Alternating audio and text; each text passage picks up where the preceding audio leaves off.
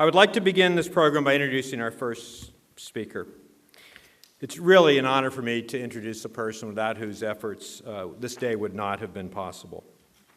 George Norcross kept the dream alive, the dream of a medical school in Camden, the dream that his father and the visionaries of the past held so dearly.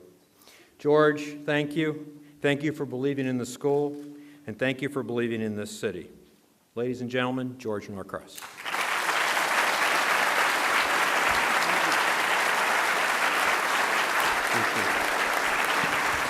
Thank you.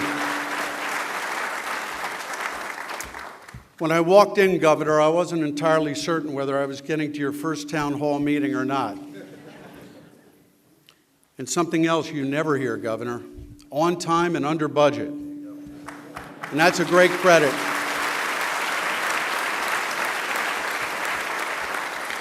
That is a great credit to a large number of people who work so diligently to make this happen.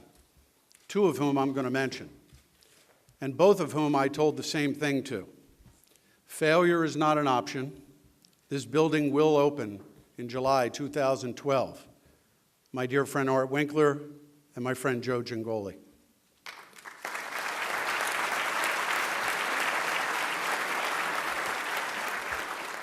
I just for a moment want to talk about a few people who meant so much to me personally involving this project.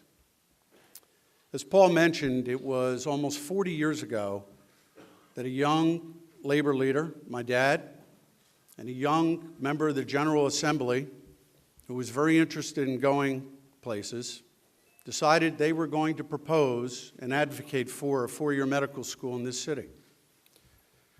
Well, my mother's here to see it, and I'm very grateful, and Governor Florio is here to see it.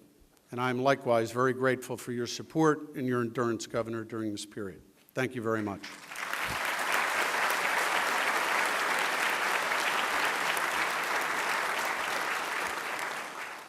Things like this never happen without determination and a team of people. And as I look out at the people attending here today, I see so many people who have had such an important part of being an instrument of what happens when people work so hard together to make something happen. On a bipartisan basis, this community has grown enormously. There are people that have worked diligently for decades as part of Cooper University Hospital and the Camden community. People who were young when they started and older today. But in the end, each one of the people involved in this had a dedication and a loyalty to something that mattered. It may have mattered because they were born in this city. It may have mattered because they became committed to or had a family member engaged in what we do. But nothing happens by any one individual. It happens as part of a broad-based team of people. As long as I've been involved at Cooper, which has been over 20 years, and my father another 10 or so before that, Cooper has been something that has been an extraordinary part of this city for almost 125 years. As a matter of fact, next month it will be 125 years. Part of the motivation we all have is to be certain that this city prospers and returns to a place like my father grew up in, or Alan Vogelson grew up in, or Lou Katz grew up in, or some of the other people that I look across this room and see. It's obviously been far too long that this city has lived in a circumstance and the inhabitants of this city the way that they have lived. This is part of a beginning that Governor Christie has been extraordinarily committed to and seeing going forward. And in the last several months, you have seen his administration, along with Steve and Donald and other members of the legislature, move forward with initiatives that are going to make change take place here, so that Cooper University will be here 125 years from now. Within the last 6 months, the legislature has approved, and the governor and his administration have been involved in what I consider to be 3 very critical elements of the future of this city. The first is the Urban Hope Act and Renaissance Schools. Renaissance Schools are a pilot program in 3 cities in this state: probably unlikely that some of the other cities will actually act upon the generosity of the state to test a new pilot program. The City of Camden is going to realize $250 million in brand new construction of state-of-the-art schools of K-12, the kind of schools that each of you in the suburbs have sent your children to, but unfortunately not so much in this city and some of our other cities. Secondarily, the administration has been intimately involved with Steve Sweeney and Donald and Dana and others in seeing to it that the number of police officers in this city is tripled tomorrow.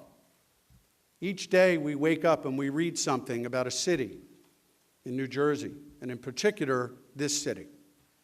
And for those that live or work or have grown up here, it's heart-wrenching to hear about this on a daily basis.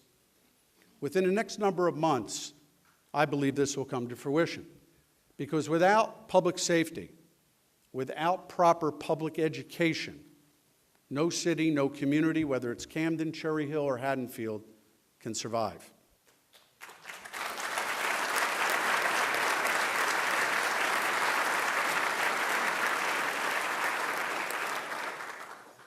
Many of you in this room are affiliated with Rutgers University and Rowan University.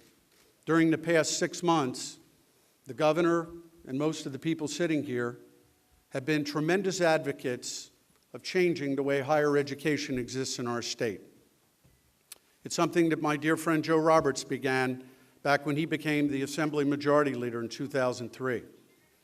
It's something that Governor McGreevey proposed, it's something that Governor Corzine spoke about, and it's something that actually happened.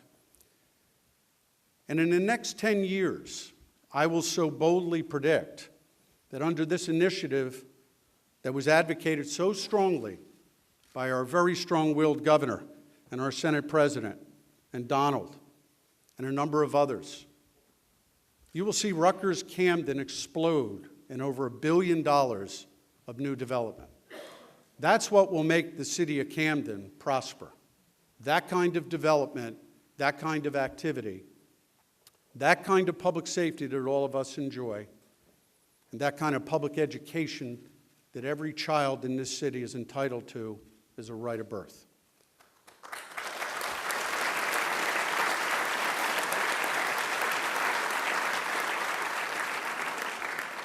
I want to end by thanking all of you who have been part of this, and particularly those that I've mentioned that have cared so much about seeing this to a conclusion. And I want to applaud again Governor Christie and Steve and Donald and Dana and others, and Joe Roberts during his entire tenure in the New Jersey legislature.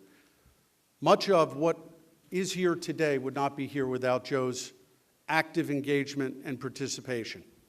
And that's why we honor him, and we should all honor him and the other leaders that are part of a resurgence of this city that in the next 5 years we can celebrate. Thank you very much.